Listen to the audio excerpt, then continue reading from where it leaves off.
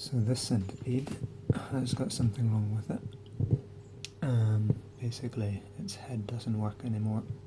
The rest of the body does, as you can see. And this has happened to centipedes before. I mean, the head dies, and then you see what we call a shoveling behaviours, and they try and walk around, but because the head legs don't work, it just pushes its head into the substrate and shovels. And then it gets all sorts of gunk caught in there, and that might lead to infection. But then again, the fact that its head's dead is probably often due to some kind of infection to start with. Another thing I've noticed with this one is that the front segments are quite distended, and then round about here you see a bit of a squeeze. So these segments are not overlapping. Squeeze, and then all the segments behind that are overlapping, which suggests that there may be some kind of blockage around about here. And in fact, if I squeeze a little bit, I can feel sort of bubbles inside it. Now, one of the potential possible causes, not that I think that's what happened with this one, is that you get a temperature drop, and that causes indigestion at some particular point, and then they get a blockage. This is what happened to my white leg earlier this year, and I couldn't rescue it. But then by that time it was further gone than this one. This one's actually been in this state a few days. See there, you can see clearly very distended segments, a squeeze, and then those are squashed. And normally you'd think the more dried out segments are the dead ones, but in this case it seems to be these front segments which are not responsive. I mean, can't bite or anything like that at the moment. And it's been in this state for a few days now. I am wondering if what caused it was a bit of meat left over, which I fed it some beef, and I didn't eat all of it, and I left that in the cage too long, and that created a horrible yellow mould. Or perhaps it was the meat itself that was unable to digest. I don't know. It was just some ground beef or beef slices. I tried to feed them a diet, a varied diet.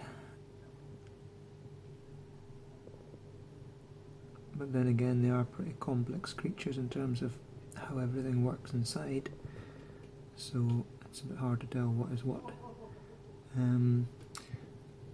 Another strange thing is that they can actually die head first, or they can have segments die while the rest is okay. And when I say die, as in you can actually smell it. There's an ammonia smell to them a very specific smell when centipedes die, and you often smell that smell on a centipede whilst the rest of the body still works. So one part of their body starts decaying while the rest is still moving, which gives you a bit of an idea of how their nervous system works. It's not all one unit. It's kind of disconnected, almost like autonomous legs. What I'm actually going to try and do is try and very gently try and squeeze some of the gas out and see if I can actually clear the blockage, which I did manage to do with the white leg. But obviously to no avail, so I'm going to very gently squeeze without trying to pull too much. And you can actually, with my thumb, I can actually feel the bubbles moving inside it. And I mean, centipedes do squish and squeeze themselves in gaps, so you presume they're quite resistant to that, but I still want to be very gentle with it in a weakened state. I don't want to damage any internal organs, and also the more stress you cause to the centipede, the more chances are that it will just... Oops, there you go. I've got some pee out of it, which is nice. Or some liquid pus. What's it smell like? Can't smell anything from it. but you can actually sometimes see the bubbles come out at the end, which is basically meaning that you've farted a centipede. I'm going to shake that off in the sink.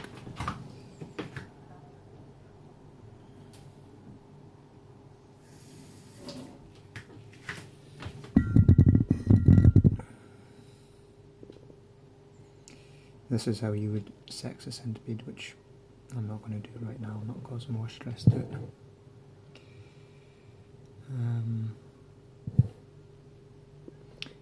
But yeah, I mean, I'm not giving this one massive chances of recovery. Usually when something goes wrong with a centipede and they lose parts of their body, that's pretty much it. But I will try and see where I get to. Like I say, this one's not smelling yet, which means there is hope. Just have to see if it crawls through, pulls through. Scolopendra galapagoensis, by the way, which grows to several times this size. I mean, this is a 7-inch specimen, something like that. They grow to 12 inches. When I say several times, it's by body volume, so a 12-inch centipede is about 5 or 6 times the body mass of this, and it's pretty impressive.